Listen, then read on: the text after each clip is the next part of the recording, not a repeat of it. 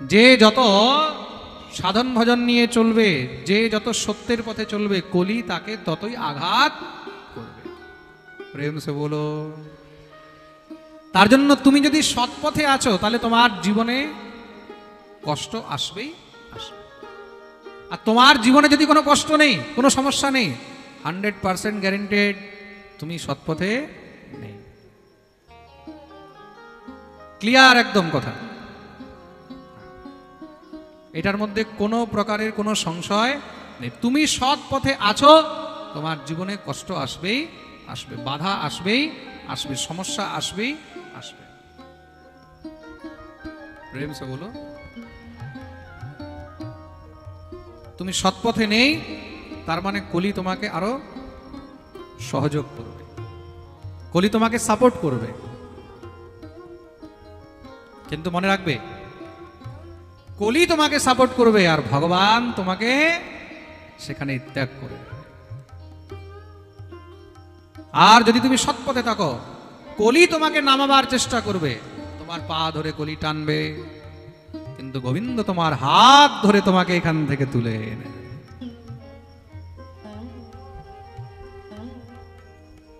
জীবনে যতই কষ্ট আসুক, যতই সমস্যা আসুক না কেন, কখনো গোবিন্দের চরণ ছাড়বে না, মানে সৎ পথ ছাড়বে। তুমি শরীরের সঙ্গে যদি নীল রং ঘষো, তাহলে শরীরের মধ্যে নীল রঙই পাবে, লাল রং পাবে না, তাই তো? আর লাল রং ঘষলে তাহলে কি হবে? জোরে বলো। লাল পাবে। তদ্রূপ বৈষ্ণব সঙ্গ করলে তখন তুমি বিষ্ণুর কৃপা পাবে, গোবিন্দের কৃপা পাবে। আর বিষয়ী জীবের সঙ্গ করলে তখন তুমি বিষয়ী জীবের কৃপা পাবে। কেন? যেমন সঙ্গ তেমন রঙ্গ। তুমি যার সঙ্গ করবে তুমি তারই প্রভাব নিজের মধ্যে পাবে। তার জন্য বৈষ্ণব সঙ্গ, সাধু সঙ্গ। এই ভাগবতের মধ্যে সম্মোহিনী শক্তি আছে। কেউ যদি আপনাকে জিজ্ঞাসা করে, ভাগবত আপনারা অনেক শুনেছেন হবে, আজকে একটা নতুন জিনিস পাচ্ছেন যে ভাগবতের মধ্যে কোন শক্তি আছে, তখন কি উত্তর দেবে? সম্মোহিনী শক্তি রয়েছে। কোন শক্তি? হ্যাঁ, বড় থেকে বড় পাগলকেও মহারাজ একদম টেনে নিয়ে এসে ঠিকানায় লাগিয়ে দেয়। যারা ভগবানকে মানে না, তারাও ভাগবত শুনলে ভগবানকে মানতে বাধ্য হয়ে যায়। যাদের কৃষ্ণ নামে রুচি নেই, 10 মিনিট যদি ভাগবত শুনে, আপনি আপ তাদের মন আকর্ষিত হয়ে যায়। এটাই হলো ভাগবতের শক্তি। ইয়া সম্মোহিত জীব আত্মানম ত্রিগুণাত্মকম। সম্মোহিতম জীব, প্রত্যেক জীবকে সম্মোহন করার যার মধ্যে শক্তি রয়েছে, সেটাই হলো শ্রীমদ্ ভাগবত। ভাগবতের শক্তি হলো কি? সম্মোহিনী শক্তি। ভাগবতের মধ্যে 24 অবতারের বর্ণন রয়েছে। খুব মন দিয়ে শুনবে। ভগবানের অবতার 24টি বলা হয়েছে। কয় অবতার? 24। কি কি? সনকম বরাহ নারদম চ। প্রথমে হলো সনকাদি মুনি, ব্রহ্মার 4 পুত্র রূপে ভগবান অবতার নিয়েছেন। সনক, সনন্দন, সনাতন আর সনত কুমার। দ্বিতীয় হলেন বরাহ অবতার, তৃতীয় হলেন নারদ, চতুর্থ হলেন নরনারায়ণ, পঞ্চম হলেন কপিল, ষষ্ঠম হলেন দত্তাত্রেয়, সপ্তম হলেন যজ্ঞ ভগবান, অষ্টম হলেন ঋষভ, নবম হলেন পৃথু, দশম মৎস্য, একাদশ হলেন কুর্ম, দ্বাদশ ধন্বন্তরী, ত্রয়োদশ মোহিনী, চতুর্দশ নরসিংহ, পঞ্চদশ বামন, ষোড়শ হলেন পরশুরাম, 17তম বেদব্যাস, 18তম রাম, 19তম বলরাম, 20তম কৃষ্ণ, আর 21তম অবতার হলেন বুদ্ধ। বুদ্ধ বলতে কোন বুদ্ধ? এটা কিন্তু গৌতম বুদ্ধ নয়। কিকট দেশে সুজাতস্ত। ভারতের মধ্যে কিকট দেশে, কিকট দেশ বলতে যেটাকে আমরা মগধ প্রান্তীয় মানে বিহারের মধ্যে বলি, বর্তমান যেটা গয়া, বর্তমান যেটা গয়া, এই গয়ার অত্র অঞ্চলকে কিকট দেশ বলা হয়। কি বলা হয়? জোরে বলো।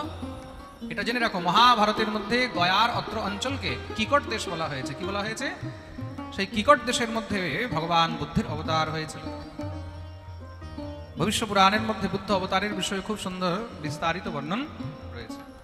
অনেকে বুদ্ধ অবতার বলতে কনফিউজ হয়ে যায়। সবাই বুদ্ধ বলতে গৌতম বুদ্ধকে মনে করে। বস্তুত গৌতম বুদ্ধ নয়। সেই গৌতম বুদ্ধ তিনি জগতের মধ্যে পাখণ্ড প্রচার করেছেন। কি প্রচার করেছেন? পাখণ্ড, নাস্তিকবাদ। তিনি বেদ, বেদান্ত, শাস্ত্র এইগুলোকে সব আস্তে আস্তে একদম নির্মূল করার জন্য পাখণ্ডকে সৃষ্টি করেছেন, যেটাকে মায়াবাদ বলা হয়। কি বলা হয়? জোরে বলো। মায়াবাদ। দেব পূজা, ঈশ্বর পূজা, ভগবত পূজা, আরাধনা, ভজন, সাধন পদ্ধতি, এগুলো সব তিনি নষ্ট করে দিয়েছেন। তার জন্য সেই বুদ্ধকে মায়াবাদী বলা হয়েছে। বস্তুত যেইখানে বুদ্ধের অবতার বলা হয়েছে সেটা হলো কিকট দেশে অন্তর্গত যেই বুদ্ধ অবতার হয়েছে সেই বুদ্ধ। 22তম অবতার কলির অন্তে হবে, নাম হলো কল্কি। বলিয়ে কল্কি ভগবান কি। দুটি অবতার হলো গৌণ অবতার। কি কি? হংস আর হয়গ্রীব অবতার। যেই স্ত্রী স্বামীর নিন্দা করে আর তারপরেও স্বামী যদি সেই স্ত্রীকে নিয়ে ঘর করে, তার মানে সেই স্বামী সাক্ষাৎ নরক ভোগ করে। খুব মন দিয়ে শুনবে। এমন অবস্থায় কি করা উচিত? স্ত্রী যদি বারবার স্বামীর নিন্দা করে, তখন এমন স্ত্রীকে তৎক্ষণাৎ পরিত্যাগ করে দেওয়া উচিত। যে তোমার নিন্দা করছে, তুমি তাকে নিয়ে ঘর করছো, শাস্ত্র একদম সিদ্ধ, স্পষ্ট রূপে নিষিদ্ধ করে দিয়েছে। তার জন্য স্ত্রীকে ভুলেও কখনো স্বামীর নিন্দা করতে নেই। প্রেম সে বলো। স্ত্রী যদি স্বামীর নিন্দা করে, এমন স্ত্রীকে পরিত্যাগ করে দিল, তার কোনো দোষ হয় না। কিন্তু কোন স্ত্রী যদি নিজের স্বামীকে মন প্রাণ দিয়ে ভালোবেসে থাকে, কোন স্ত্রী যদি মন প্রাণ দিয়ে সবসময় স্বামীর গুণগান করে, এমন স্ত্রীকে যদি কোনো পুরুষ ত্যাগ করে, তাকে সাক্ষাৎ নরক ভোগ করতে হয়। প্রেম সে বলো। ভাগবতের মহিমা যত বর্ণন করা যায় ততই কিন্তু কম। ভগবান বলছেন, যেই জীব নিত্য আমার কথা শ্রবণ করে বা নিত্য যদি ভাগবতের একটি শ্লোকও পাঠ করে, শ্লোকম ভাগবতম চাপি শ্লোকার্ধম পাদমেব বা লিখিতম তিষ্ঠতে ইয়স্য গৃহে তস্য বসাম্যহম। কেউ যদি নিত্য ভাগবত একটি শ্লোকও পাঠ করে, কালকে আমি পাঠে বলছিলাম না ভাগবতের শ্লোকের কতটা প্রভাব রয়েছে, কতটা মহিমা রয়েছে। একটি শ্লোকও যদি না হয়, অর্ধেকটি শ্লোকও যদি আপনি নিত্য পাঠ করেন, ভগবান তাতেই আপনার উপরে প্রসন্ন হয়ে থাকেন। যেই ঘরে ভাগবত থাকে সেই ঘরে ভগবান নিবাস করেন। 2 নাম্বারির কামাই যেখানে হবে সেখানে কলির বাস হবে, সেখানে কখনো শান্তি হবে না। প্রেম সে বলো। খুব মন দিয়ে শুনবে। তার জন্য নিজের অর্থকে সবসময় শুদ্ধ করতে হয়, নিজের দেহকে শুদ্ধ রাখতে হয়, মনকে শুদ্ধ রাখতে হয়। দেহ কি দিয়ে শুদ্ধ হয়? দেহ সাধুগুরু বৈষ্ণবের সেবা করে শুদ্ধ হয়। খুব মন দিয়ে শুনবে। দেহ দেবতাদের সেবা করে শুদ্ধ হয়, ভগবানের সেবা করে শুদ্ধ হয়। আর মন কি দিয়ে শুদ্ধ হয়? মন একমাত্র হরি চিন্তন করেই শুদ্ধ হয়, কৃষ্ণ চিন্তন করে। তুমি যদি মনে ভগবত চিন্তন না করো, সৎ চিন্তন না করো, তোমার মনের মধ্যে দুশ্চিন্তন আসবেই আসবে। জমিতে খুব সুন্দর চাষ হচ্ছে, তা চাষের জমির মধ্যে তুমি যদি সেখানে বীজ না দাও, 2-4 মাস বীজ না দিলে কি হবে? জোরে বলো। জমিতে কি হবে? আগাছা উঠবে। যেখানে খুব সুন্দর চাষ হচ্ছিল, সেখানে তুমি 2-4 মাস যদি বীজ না দাও, তাহলে কি হবে? হ্যাঁ, আগাছা উঠবে, আলতু ফালতু মহারাজ জঙ্গল হয়ে যাবে। তদ্রূপ এই মন, তদ্রূপ এই চিত্ত, তদ্রূপ এই ইন্দ্রিয়। তুমি যদি এইগুলোকে পরিষ্কার না রাখো, এখানে যদি তুমি কৃষ্ণ নাম রূপী, হরি কথা রূপী, কৃষ্ণ ভজন রূপী বীজ মাঝে মাঝে না দিতে থাকো, তাহলে বিষয়ের জঞ্জাল সবসময় আগাছা হয়ে এখানে উঠে। এটার মধ্যে কোনো সংশয় নেই। আমাদের মনের মধ্যে হিংসা, দেশ, ঈর্ষা, পরনিন্দা, পরচর্চা, এগুলো কখন ভিতরে ঢোকে? যখন আমরা অন্তরে কৃষ্ণ ভাবনা থেকে বঞ্চিত হয়ে থাকি। বীজ দিচ্ছ না, মনে রাখবে, জল পাচ্ছে না, সার পাচ্ছে না, তাহলে কি হবে? আগাছা বেড়ে যাবে, দুশ্চিন্তা বাড়বে, বিষয়ের চিন্তা বাড়বে, খারাপ চিন্তা বাড়বে। তার জন্য যদি এগুলো থেকে মুক্ত হতে চাও, সবসময় বীজ দিতে থাকো। মন শুদ্ধ থাকবে, চিত্ত শুদ্ধ থাকবে, ইন্দ্রিয় শুদ্ধ থাকবে। প্র্যাকটিক্যাল করে নিও। যতক্ষণ পাঠে বসে আছো ততক্ষণ দেখবে বিষয়ের একদম টেনশন নেই। ঠিক বলছি কিনা? ততক্ষণ দেখবে কোনো চিন্তা নেই, ততক্ষণ দেখবে কার সঙ্গে ঝগড়া করে এসেছো, কার সঙ্গে লড়াই করে এসেছো, কার সঙ্গে কথা কাটাকাটি হয়েছে, কার সঙ্গে ঈর্ষা, কার সঙ্গে হিংসা, দেখবে কিচ্ছু মনের মধ্যে থাকে না, থাকবে? আর যখনই এখান থেকে বেরিয়ে ঘরে যাবে আবার আগাছা উঠে যাবে, তাই তো? তার জন্যই বলা হয়েছে সবসময় হরি চিন্তন করতে থাকো, সর্বদা হরিকে ভাই করিবে স্মরণ, হরিনাম করতে থাকো, কৃষ্ণ নাম করতে থাকো, ঘরে থাকলেও পাঠ শুনতে থাকো।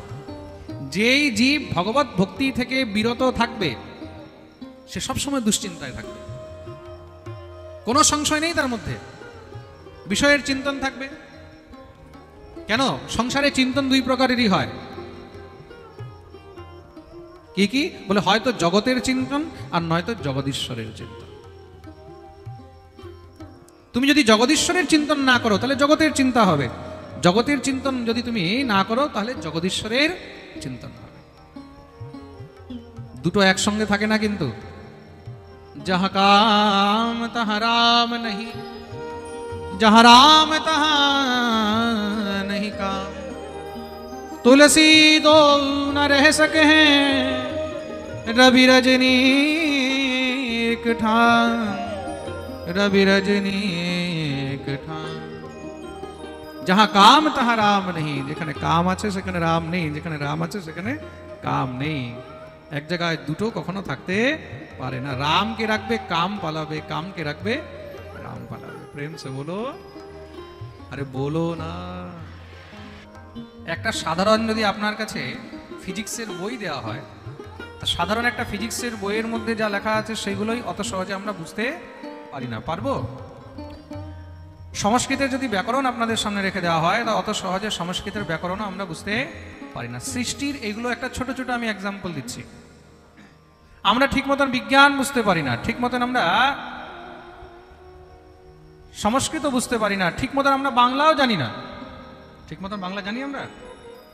হ্যাঁ, ঠিক মতন বাংলাও আমরা জানি না। আমরা যে কথা বলি সেই কথার মধ্যে কত পার্সেন্ট আমরা বাংলা বলি? আমাদের বাংলার মধ্যেও কত রকমের ভাষা মিক্স আছে। তার মধ্যে আমরা মাঝে মাঝে ইংলিশ বলছি, মাঝে মাঝে উর্দু বলছি, মাঝে মাঝে আমরা তার মধ্যে হিন্দি বলছি, কত কিছু মিক্স রয়েছে। পুরোপুরি আমরা বাংলাও কিন্তু বলতে পারি না। অনেক শব্দ এমন আছে যেগুলো হয়তো আমরা বাংলাও জানি না। এখানে অনেকজনকে যদি জিজ্ঞাসা করা হয় টেবিলকে বাংলায় কি বলে, হয়তো অনেকে বলতেও পারবে না, তাই তো? প্রেম সে বলো। অনেককে যদি বলা হয় গ্লাসকে বাংলায় কি বলে, হয়তো অনেকে বলতে পারবে না। পারবে? আমরা জানি গ্লাস, কিন্তু গ্লাস তো বাংলা শব্দ নয়। বুঝতে পেরেছো জিনিসটা? তা আমরা নিত্য যেটা উপভোগ করছি সেটাই আমরা জানি না, সেটার বিষয় বুঝি না। আর যে এগুলো সব সৃষ্টি করেছে তাকে আমরা বুঝতে পারবো? পারবো কি? যিনি সমস্ত জগতের নিয়ন্তা, যিনি সমস্ত জগৎকে চালাচ্ছেন, এই ছোট একটা বুদ্ধি দিয়ে এতটুখানি ব্রেন আমাদের, আর সে এত বিশাল ভগবানকে আমরা বোঝার চেষ্টা করছি, সম্ভব? কখনোই সম্ভব। তার জন্য ঈশ্বরকে অত সহজে বোঝা যায় না। কেন? আমাদের ক্যাপাসিটি নেই, আমাদের একটি সীমা আছে, আমাদের একটা বাউন্ডেশন আছে।